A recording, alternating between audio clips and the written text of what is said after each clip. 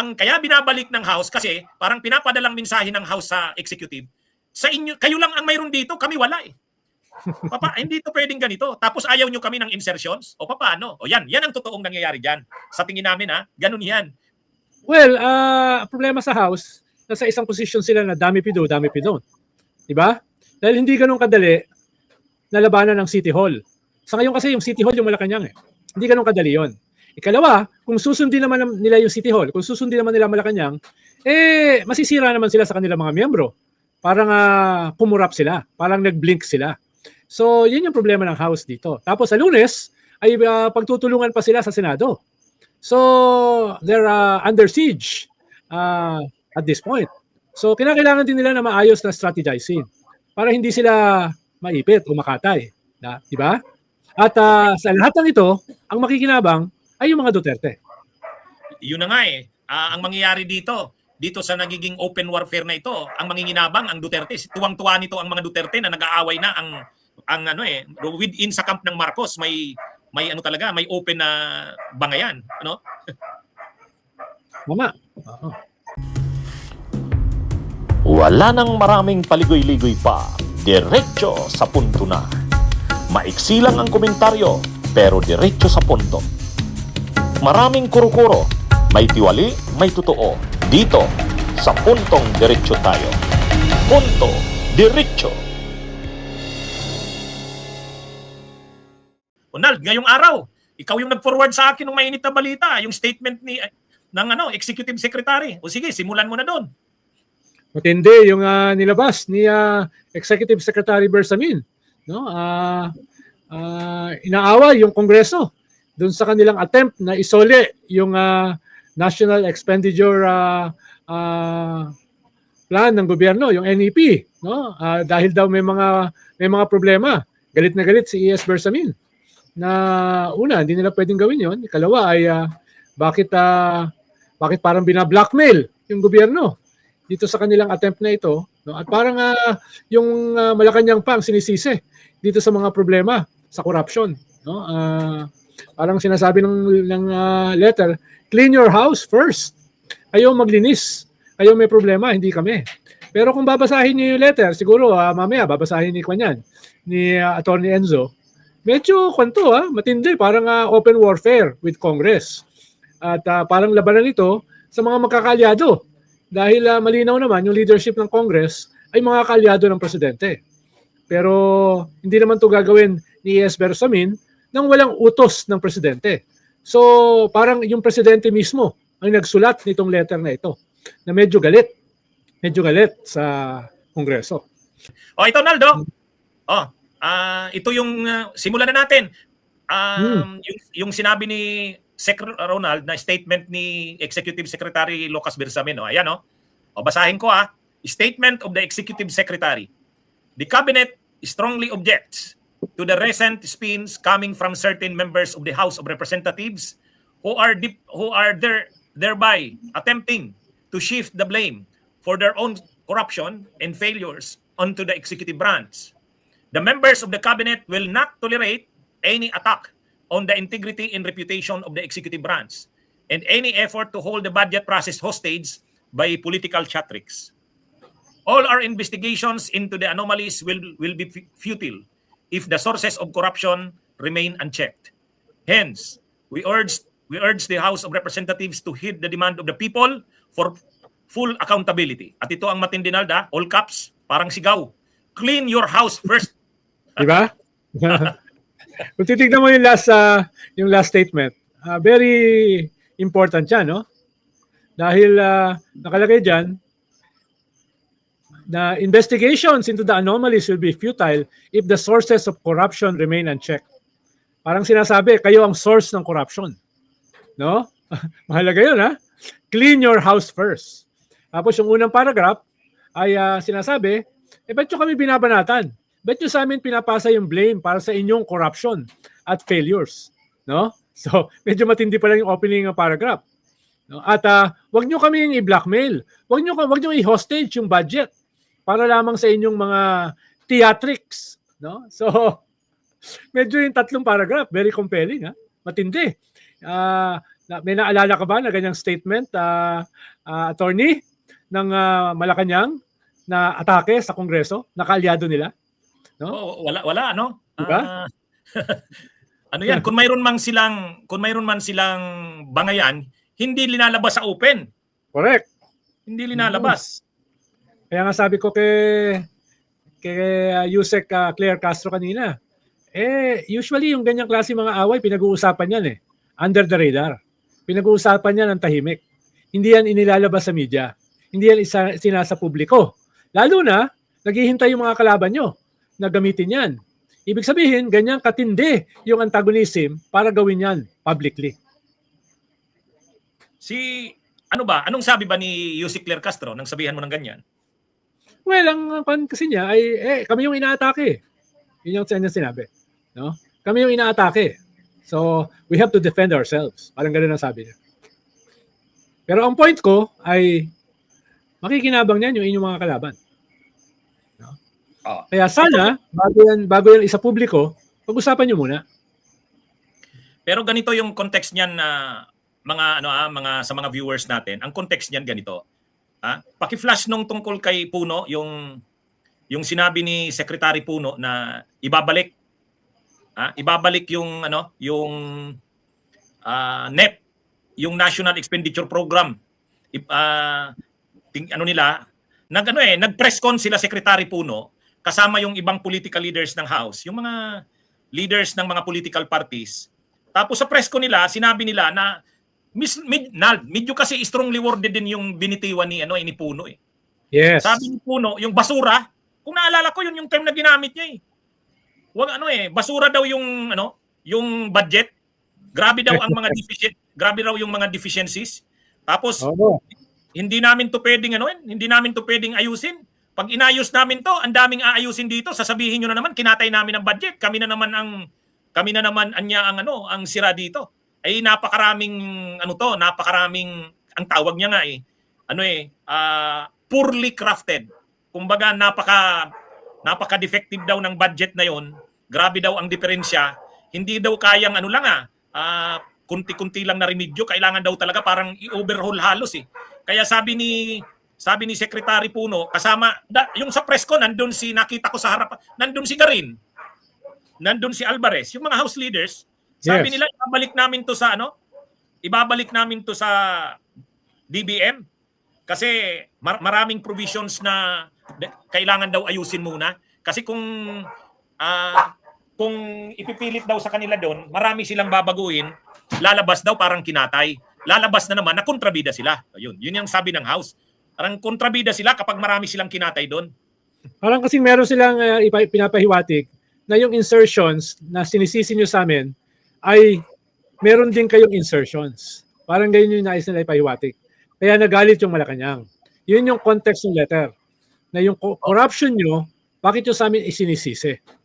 Ganun yung parang implication ng press conference ng House. At least ganun yung dating sa Malacanang. No? Pero ako naman, Ald, kung titingnan naman natin, prior naman kasi sa press con nila Puno, mayroon naman kasing statement si Pangandaman, DBM Secretary Amina Pangandaman. Sabi niya, walang kadala-dala. Pangandaman pissed off at 2026 budget insertions. Kumbaga, para sa kanya, inis na daw siya na may plano na naman na mag-insert. So kumbaga, ang sinasabi ng DBM at ng Malacanang, ng executive, huwag nyo nang insertan yan. Kung ginawa nyo yan noong 2025 budget, na marami kayong insertions dyan sa BICAM, dito sa budget na ito sa NEP, huwag nyo nang gagawin yan. Naiinis na kami sa mga insertions na ginagawa nyo. Diyan tayo nagkakalitsi-litsi. Ay pero siyempre, sa part naman ng Kamara, ng House, paano naman yung kanilang gusto talaga, yung kanila naman? Kasi yung NEP, yung kay Marcos yan . Yung mga gusto ng administrasyon ng Marcos administration, yung mga gusto nila doon ng mga proyekto, nandoon na. Pero yung mga congressman naman, posibleng may mga congressman na dihado doon, wala pa yung sa kanila. Tapos babawalan mo silang mag-insert. Kasi sabi nila, wag nyo nang gagalawin mo yan bawasan nyo ang mga insertions diyan, baka lalagyan nyo na naman yan ng mga insertions. So parang yung pagbalik ng House sa Malacanang, sa DBM, parang paalala na, ay kung ayaw nyo ito na mag-insert kami dito, kasi naiinis kayo sa insertions, ay di balik namin sa inyo, ilagay nyo muna dyan yung mga gusto rin namin. pagbalik nyo din sa amin, nandyan na yung sa amin. Kasi parang yung sa inyo lang ang nandyan yung sa amin wala. Yun yun ang ini-imply nung House doon sa kanilang press con. Teka. Yung inyong NEP, may mga insertions nyo rin no? Oo. Dahil nga, yung ginawa nyo yan, ay nagpasok na rin kayo ng mga gusto niyong proyekto. Paano naman kami? Parang gano'n Bakit kayo lang? Sana all. No? Parang gano'n Kumbaga sa lengguwahe sa kalsada, sana all. No? Oo. Kasi ang nangyayari... ni Attorney Enzo yan. Paano naman kami? Wala kami insertions. No? Kaya lang siyempre, hindi naman nila pwedeng sabihin yan sa press con. Kailangan, mayroon silang magandang rason. Implied. Ang ginamit nilang term, errata. Kaya nga, ang nagsabi... Yung mga errors kayo sa NEP. Yun ang magandang rason. Oo. Pero, alam ng executive... Alam nila kung ano yung naisipahiwatig ng House. Kaya, ganyan din yung sagot nila. Akala ko nga nag-tone down Akala ko may meeting sa Lunes ang House at saka ang executive para pag-usapan yan. Nangyari ito. Mukhang baliwala na yung meeting sa Lunes. Tapos meron pang hearing sa Lunes ang Senado at nung tinignan ko yung listahan ng mga speakers, mukhang kakatayin ng House. No? Anong meeting sa Lunes? Senate hearing. No? Sa Senate, sa Blue Ribbon. Yung nakita kong lineup ng speakers, si Toby Chanco, si Mayor Magalong, si Secretary Pangandaman, etc. Si Governor Dolor. So ito yung mga bumabanat sa House Kaya mukhang sa Lunes, medyo yung Senate hearing, mas anti-House yung magiging tono. So, kaya mukhang lalala itong away na ito. Kampihan Pero ito Nald, medyo makikita mo na dito, nagiging open na. Public ang clash ng bangayan ng House at saka ng executive dito. Open warfare. Oo. Ilinaw lang natin sa mga viewers natin Nagsimula kasi ito na ang gusto ng executive, yung NEP, yung National Expenditure Program, kung pwede, wag nang masyadong galawin ng House.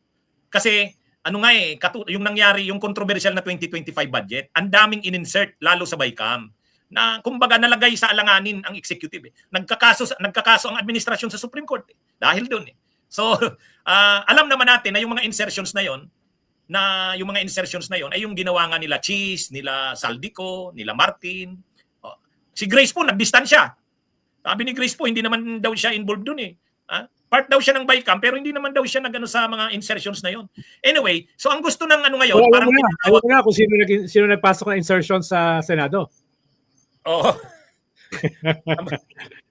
Naghugas kami na si Grace So, alam na natin kung sino talaga nandoon. At actually, matagal na natin alam. So ngayon, ang gustong mangyari ng Malacanang, ng executive, okay na yung budget na yan. Huwag nyo nang masyadong insertan. Ay, ang problema, pag hindi yan in-insertan, paano naman yung mga kongresista? Marami rin silang gustong ilagay doon Kaya, syempre, at ang problema dyan, Nald, si Martin Romualdez, Speaker Romualdez, pag hindi niya rin napagbigyan yung mga gustong i-insert ng mga kongresista, hihina din ang leadership niya sa House. Tama. Yeah. Hmm. Lalakas niyan sila, Frasco, sila Chanco. Lalakas yung grupo na yan. Oo. Nald, balik tayo dun sa statement ng Executive Secretary. So ang mangyayari dito, tuwang-tuwa dito si Chanco, saka sila Erese. Nakakuha sila ng kakampi mismo galing kay Bersamin. Oo. Kaya lang, marami pang mangyayari next week. Kaya lang, Nald, tama yung natin. Ang problema dyan, ganito. Ang problema dyan, okay, ilagay natin sa mga hindi nakasubaybay ng pag-start natin. Ganito po ang nangyayari sa national budget natin. Siyempre, ang gumawa ng budget, DBM. Ang tawag doon, National Expenditure Program. O ngayon, pinasa yun sa House. Pagdating sa House, ang gusto ng House leaders, nag-press con sila, Congressman Puno, sila Alvarez, nandun.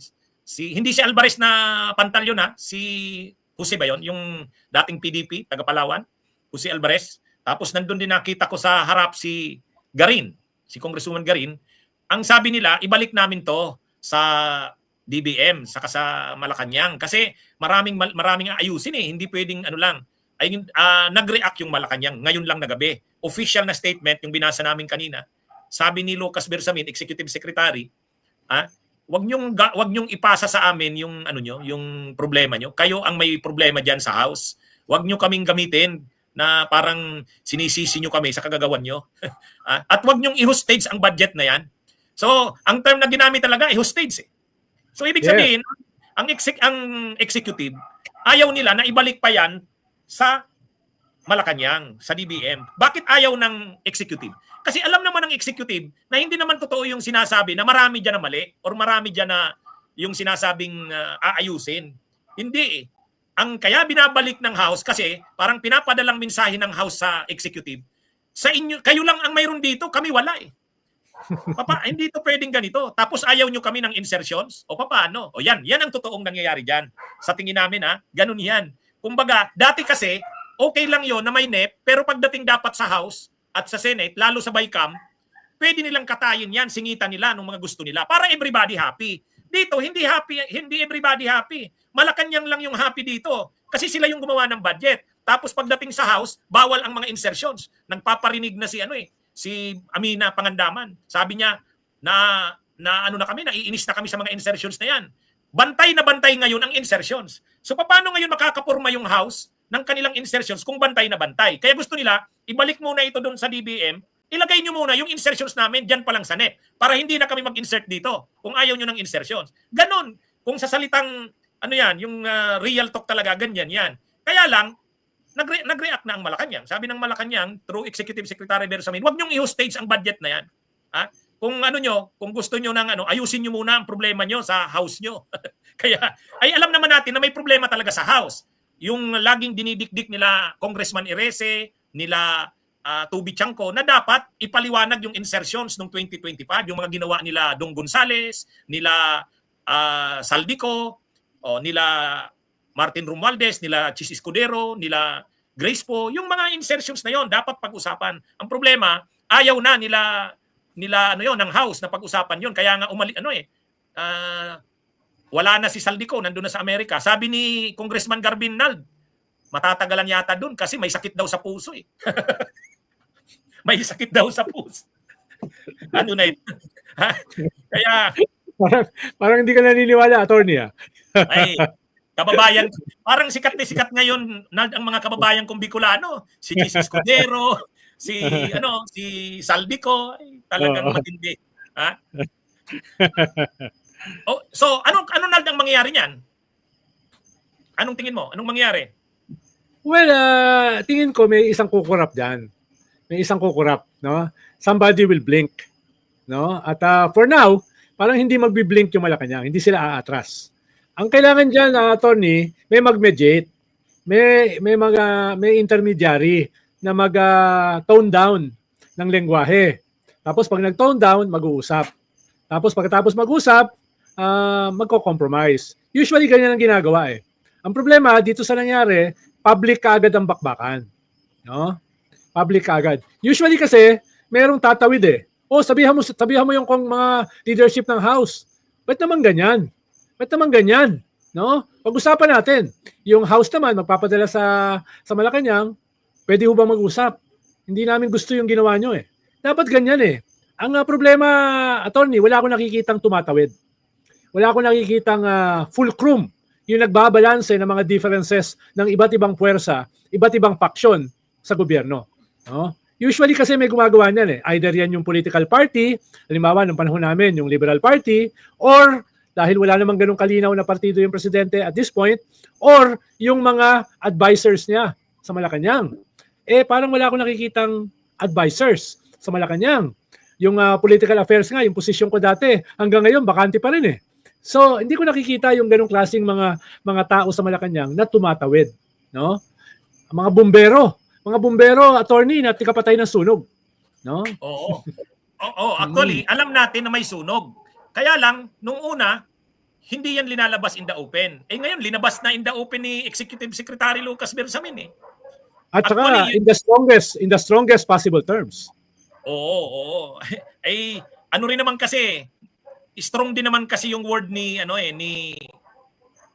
Ronnie Puno dun sa kanyang press con. Ito daw ang budget na nakita niyang basura. As in basura talaga yung ginamit niyang term.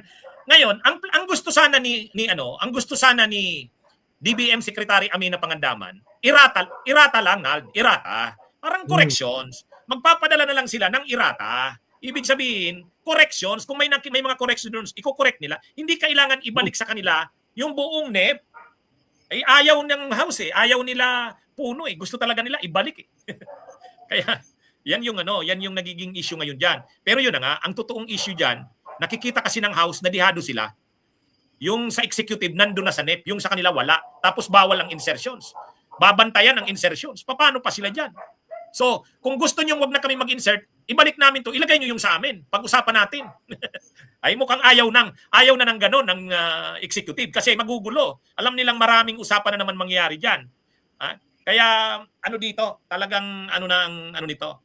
Ngayon ang tanong, Nald, so sa tingin mo ba mapipilitan dito nag-warning na yung executive? Sabi ni ES Bersamin, linisin nyo ang sarili nyo, ang House. So mauobliga nito ang House na ipakita na linilinis nga nila ang sarili nila. So mauobliga sila ditong iharap sila Dong Gonzales, sila Saldico, para maipakita na talagang nililinis nga nila ang House. Anong tingin mo, Nald? Well, problema sa House, nasa isang position sila na dami pido, dami pidon. Diba? Dahil hindi ganun kadali na labanan ng City Hall. Sa ngayon kasi yung City Hall yung Malacanang Hindi ganun kadali yon. Ikalawa, kung susundin naman nila yung City Hall, kung susundin naman nila Malacanang, masisira naman sila sa kanilang mga miyembro. Parang pumurap sila, parang nag-blink sila. So, yun yung problema ng House dito. Tapos sa Lunes, ay pagtutulungan pa sila sa Senado. So, they're under siege at this point. So, kinakailangan din nila na maayos na strategizing para hindi sila maipit o makatay. Diba? At sa lahat ng ito, ang makikinabang ay yung mga Duterte. Yun na nga ang mangyayari dito sa nagiging open warfare na ito, ang manginginabang ang Duterte. Tuwang-tuwa nito ang mga Duterte na nag-aaway na within sa camp ng Marcos may talaga, may open na bangayan, Mama. Bunyog, halikan na kasama ka. Bunyog, kapag buklod ay may pag-asa. Luzon, Visayas, Mindanao, isa ang pananaw. Sa bagong Pilipinas ang bunyog isisigaw. Bunyog.